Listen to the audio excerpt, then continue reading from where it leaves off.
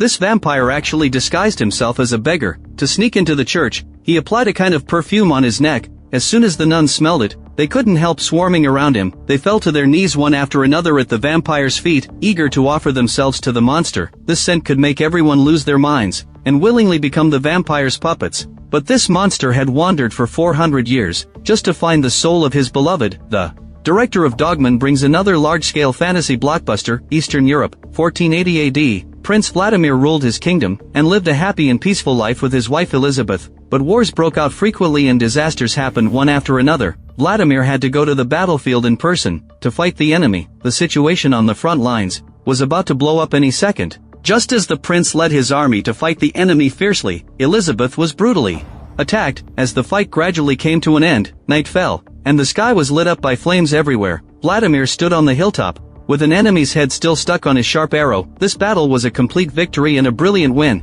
but Vladimir soon received the news that Elizabeth had been ambushed. She fled on horseback all the way, and reached a snowy area covered with animal traps. Elizabeth's horse was caught by the trap, and her ankle was severely injured by the iron teeth. Although Vladimir rushed to the scene as soon as possible, he still lost his beloved wife. Vladimir was plunged into endless grief. Under extreme despair and anger, he blasphemed against the gods and abandoned his faith. Almost in an instant, a curse descended. The prince was transformed into an immortal vampire. He was destined to suffer loneliness and pain and eternal wandering. 400 years passed in the blink of an eye. In 19th century London, Dr. Dumont led a priest into the asylum. They walked through the messy corridors, and got into a dark basement where no sunlight could reach. A young woman who seemed harmless was locked here. Her name was Maria, a 25-year-old woman from Bologna, Italy, who was about to marry Henry William Spencer, the consul of Paris and also the Queen's distant nephew-in-law. Their wedding was originally going to be held in the family manor, because Maria opposed holding it in a church, but the groom invited the Bishop of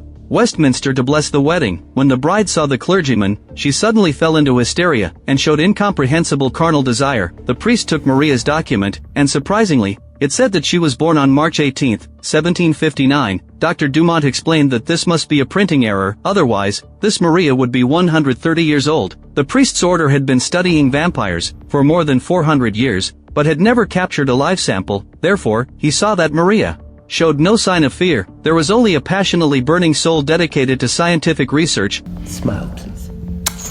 Unexpectedly, this vampire was quite well behaved. She just grinned and let the priest examine her fangs. The priest pointed out that, contrary to popular belief, vampires could actually adapt well to ordinary light, but they couldn't withstand direct sunlight. After the priest finished speaking, he opened the window, and Maria let out a scream as expected. A large area of her skin was also burned by the sunlight. When a cross was brought close to her, it would also immediately burst into flames. The priest pulled Dr. Dumont's assistant over, cut his wrist, and fed a little fresh blood into Maria's mouth. Then he examined the vampire, just like a farmer handling mules and horses. Sure enough, bite marks were found on her neck, which means Maria wasn't the first-generation vampire. For 400 years, the Vatican had been searching for the origin of this kind of creature, but Maria refused to reveal her master's name. She only said that he was a prince who had been searching for his own princess. Not long after, the priest went to see Henry, the Paris consul, and requested to visit the room where Maria used to live. The priest carefully checked every corner of the room. Finally, in one of Maria's books, he saw a half-torn illustration.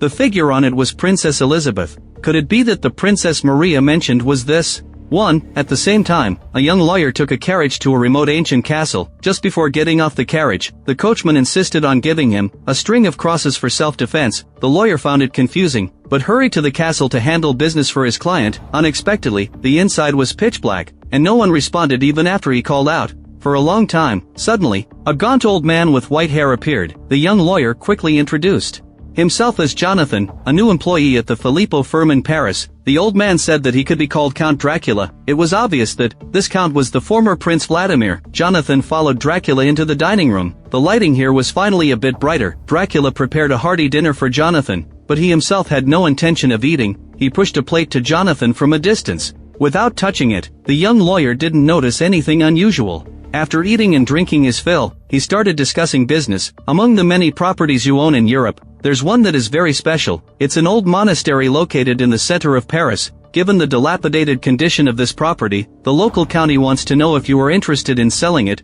Jonathan rummaged through his bag for documents as he spoke. He didn't see Dracula grab a mouse from the table and squeeze its blood into a wineglass. He was still talking about the government's plan to convert the monastery into a hospital. Moreover, a grand exposition in Paris is about to be held, and the city will welcome millions of tourists by then. As soon as he finished speaking, that string of crosses fell to the ground. Dracula flicked his fingers, and threw the string of crosses into the fireplace. Then he appeared behind Jonathan in a flash, and led him to the guest room to rest. He also told Jonathan that this castle was heavily guarded, therefore, he hoped that Jonathan wouldn't leave the room under any circumstances. But Jonathan was a devout atheist, and didn't think there was anything terrifying about this house, so when evening came, he didn't follow the instructions at all. Instead, he wandered around with a kerosene lamp in his hand. Jonathan came to a hidden basement and found that there was actually a coffin placed in the center of the room. Unable to resist his curiosity, he lifted the lid to check inside.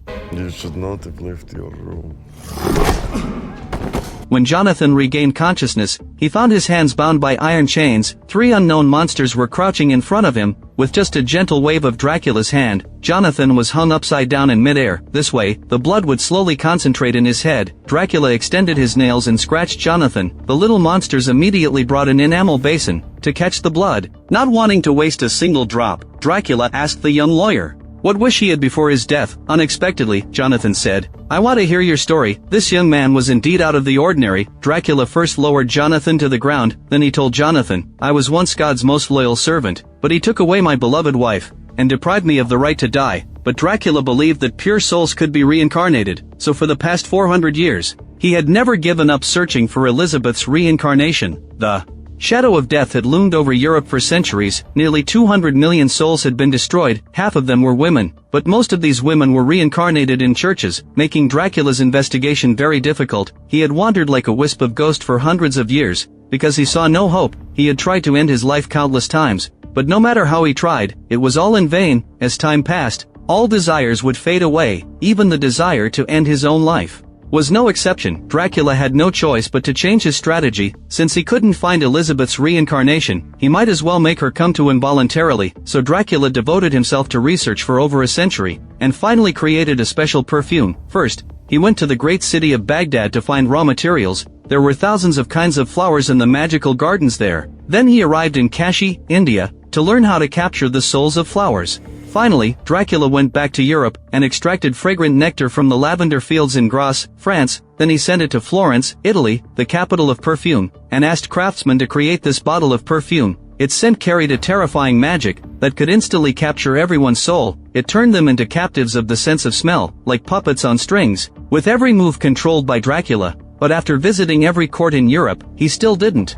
find Elizabeth. In the end, he had to go to the Palace of Versailles in France. The king had gathered all the nobles and artists there. If Elizabeth had been successfully reincarnated, she would definitely appear here. Sure enough, Dracula saw that face he had been longing for day and night. But apart from that face, the woman had no trace of Elizabeth in her. This made Dracula suddenly wake up to reality. The efforts, time and money he had spent during this period were nothing but a fantasy. In a fit of anger, he transformed the people present. He entrusted the task of finding Elizabeth's soul to these servants, and Maria was one of them. But obviously, they found nothing. Even the remains of his beloved had turned to dust. Since then, Dracula rarely left the castle and hid here all day long, hoping that one day those disciples would bring news of finding his beloved. After listening, Jonathan told Dracula, "Since you understand love so well, can you spare my life? Because I just proposed to the person I love before coming to the castle, and we have already made an appointment to get married. As soon as I come back," Dracula asked with great interest what his fiancée looked like. Jonathan said he had her photo in his locket. The little monster tore off the necklace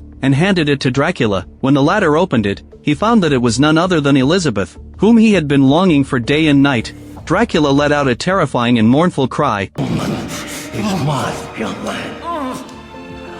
But I will spare your life for finding her for him." Dracula immediately rushed into the dining room and summoned all the monsters. He needed fast horses, a bath, and a large amount of blood to help himself regain his youthful and handsome appearance. But don't forget that besides Dracula, the priest was also searching for Elizabeth's reincarnation, and he had found an illustration depicting her appearance. This woman was the key to capturing the original vampire. The Vatican Church believed that the birth of vampires originated from a divine curse. If God could bestow life, then he could also bestow death. And interestingly, God could also forgive. Therefore, as long as a vampire repented sincerely, he could still lift the curse on himself and regain the right to die. But the priest didn't expect the vampire to repent and reform. What he wanted to do was pierce Dracula's heart, and then cut off his head. At this point, the assistant came to deliver something, and accidentally caught a glimpse of the portrait on the table. He couldn't help but exclaim how much the woman in the painting looked like the young lady in the waiting room next door. The priest and Dr. Dumont hurried over to confirm that young lady was exactly Jonathan's fiancée, Mina. She claimed to be Maria's good friend. She had come to visit specially because she heard that Maria was receiving treatment here. The priest and Dr. Dumont took the opportunity of asking about Maria's usual abnormalities to find out about Miss Mina. From the conversation between the three, it was learned that Mina met Maria for the first time a few days ago at a tea party held by Henry. As soon as they met, Maria was very enthusiastic and even took the initiative to take Mina to her room to chat. The whole time they spent together was very pleasant, but when the wedding started, Maria suddenly fell into a state of madness. Mina also revealed in the conversation that she was already engaged. Although her fiancé was a good man, she always felt that there was something missing in her heart, and often felt that she didn't seem to belong to this era. Upon hearing this, the priest confirmed his inner thoughts, so he asked Mina to leave her address. As soon as the latter picked up the pen, the priest noticed that Mina, like Elizabeth in the portrait, was left-handed. This was really a case of getting something without any effort. Dracula disguised himself as a beggar, and knocked on the door of a monastery. A kind nun let him in, and went to prepare food for Dracula, but the vampire unfastened his cloak and revealed his true form. He applied that bottle of perfume to his neck. As soon as the nuns smelled this captivating scent, they all swarmed around him immediately. They couldn't help but bow down to Dracula, and they were desperate. To get close to where the scent was coming from, Dracula bit open the nuns' necks, and used their pure blood to nourish his emaciated body, making it regain its youthful vitality. At the same time, Jonathan was trying to find a way to escape. He was locked in the ancient castle and couldn't get out. The only exits were a few windows. Jonathan made a rope from knotted bed sheets, tied it to a crossbar, and climbed down. When a little monster came to deliver something and noticed this, it immediately called its companions. First, they pulled away Jonathan's rope, but Jonathan clung to the window and didn't fall. The little monsters could only climb into the lower window to attack, but couldn't reach Jonathan at all. In the end, a clever little monster hooked his calf with an iron hook, but Jonathan slipped and fell while suffering the pain. He landed on a snowdrift and slid several meters away. The little monster swarmed to chase him, but the ice on the river couldn't bear their weight. Jonathan took the opportunity to get up and escape by stepping on the thin ice. At the same time, Dracula's carriage arrived in London. Maria was the first to smell her master's scent. As soon as the Count walked into the asylum, all the insane patients suddenly calmed down. They even knelt on the ground to welcome his arrival. Dracula approached the on-duty assistant and gently applied some perfume to his neck. Then he ordered the assistant to walk into the underground cell as a gift for Maria, to reward her for finding Elizabeth. As for the priest, he searched through all the books in the library and finally found an illustration of that vampire prince. Just then, a young man ran over in a hurry, saying that Dr. Dumont needed to see him immediately. It turned out that Maria hadn't killed the assistant last night. Instead, she had completely turned him into a vampire. When the priest examined the assistant, he suddenly smelled that very special fragrance. He thought it was the perfume the assistant used, so he changed the subject and asked Dumont how Maria could have escaped with so many chains in the basement. Dumont explained that a strange man had come to the hospital last night. According to witnesses, he looked to be in his 30s, and had a very elegant and calm demeanor. The clever priest guessed that it might be Dracula's arrival. Mina is in great danger now. We must find a way to save her. At the same time, Mina was warming herself by the fireplace. Suddenly, she heard a hurried knock on the door. She went out and saw that the visitor was actually Maria. Maria explained that she had recovered her health. Then she handed Mina a ticket for the first 3 rows of a celebration, saying that she had a friend she wanted to introduce to her. She urged Mina to go change clothes quickly. Maria pulled her into a magnificent banquet hall. Dracula locked his eyes on Mina in the crowd. In a trance, it was as if he saw Elizabeth traveling through time, and returning to his side. Dracula tried his best to suppress his inner excitement, and greeted Mina very politely, but he didn't hide his affection at all. Mina was also uncontrollably attracted to Dracula, but she quickly kept a distance from him. After all, Mina had a fiancé now, and she certainly couldn't accept the attentions of others. She squeezed into the celebration with Maria,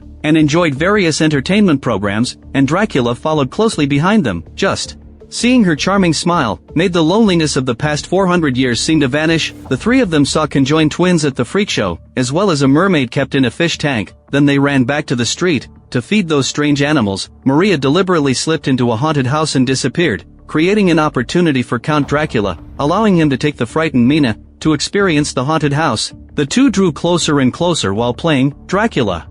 also invited the two to his residence for a gathering. Mina thought it was inappropriate to go to a man's room just after meeting him, but Maria held her tightly and wouldn't let go. Dracula's residence offered a panoramic view of the whole celebration. Mina was very tired at this point. Maria told her to sit and wait for a while she went to get some hot chocolate. Dracula took the opportunity to spend time alone with Mina, and took out a music box to show her. This item was a gift Dracula had given his wife in the past. When Mina heard the melody from the music box, she found it very familiar. It was as if she had heard it countless times centuries ago. Some unfamiliar images flashed back in her mind, scaring Mina into stepping back involuntarily. She even thought she had been cursed by some kind of magic. Despite Mina's refusal, Dracula insisted on giving her the music box. Just then, Maria ran over and interrupted the ambiguous atmosphere between them. She pulled Mina to the balcony to watch the fireworks. The colorful lights lit up Paris and also lit up Mina's heart. Dracula sent her back to her residence. Mina felt a passion she had never experienced before from him.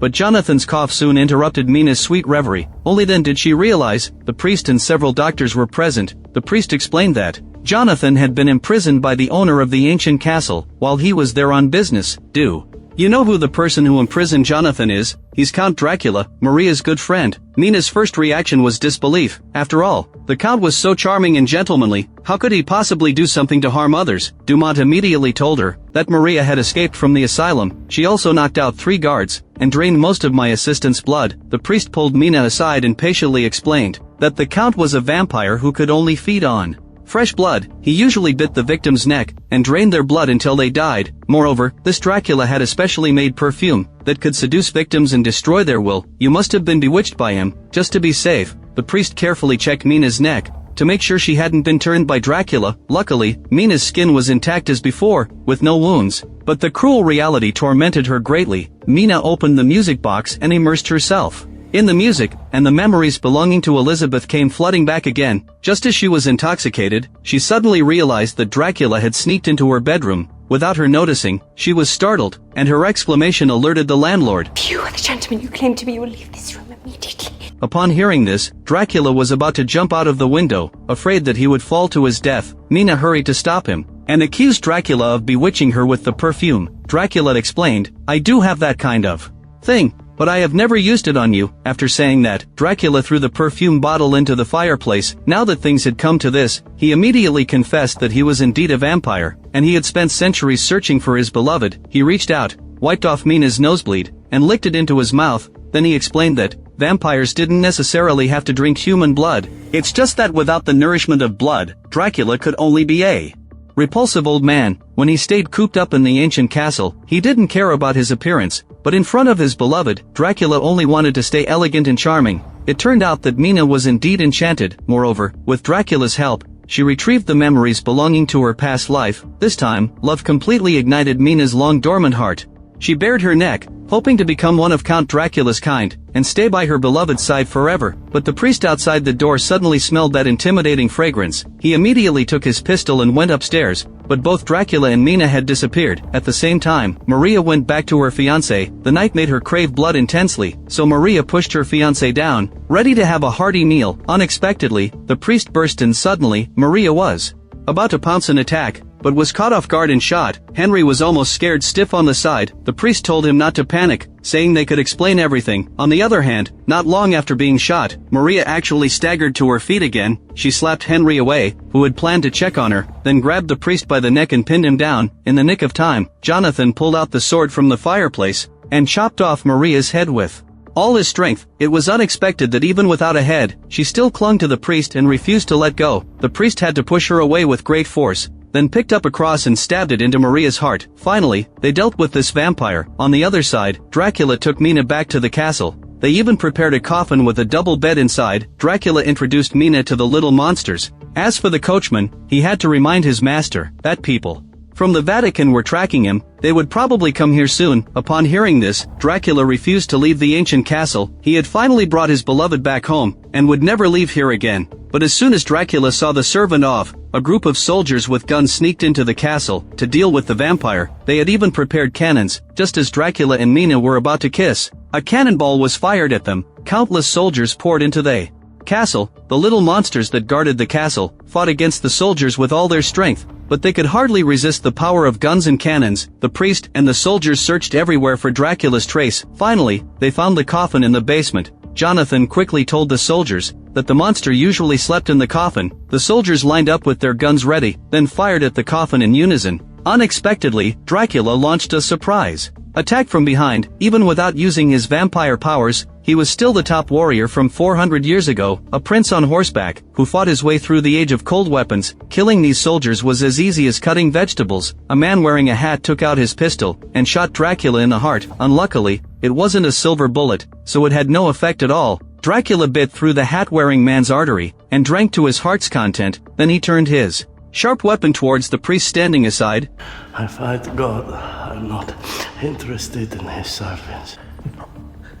You're not fighting God, my son. You're fighting yourself. Humans live and breathe in the name of God. Why would he destroy what he created? Therefore, Elizabeth's death was caused by the war, not by God taking her life away. The priest also told Dracula that God depriving him of the right to die wasn't a punishment, but an opportunity, a chance for redemption. As soon as he finished speaking, the sound of cannons bombing the second floor rang out.